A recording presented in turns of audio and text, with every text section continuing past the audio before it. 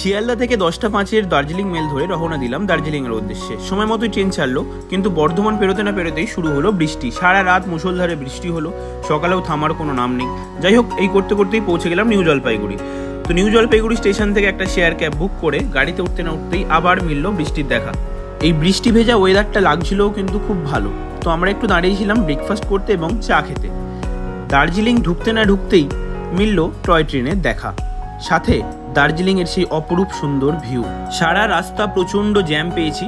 তো যাই হোক, আমরা পৌঁছে গেছিলাম আমাদের হোটেলে। গিয়ে কি আর বসে থাকা যায়? হোটেলে গিয়ে স্নান টান করে ফ্রেশ হয়ে আমরা বেরোলাম বাইরে।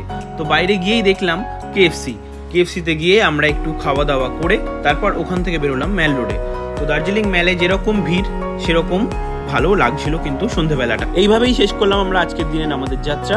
ভিডিওটি ভালো লাগলে একটু প্লিজ সাবস্ক্রাইব করে দেবেন। পুরো ভিডিওটি আমার চ্যানেলে আপলোড করা আছে। থ্যাংক ইউ সবাইকে।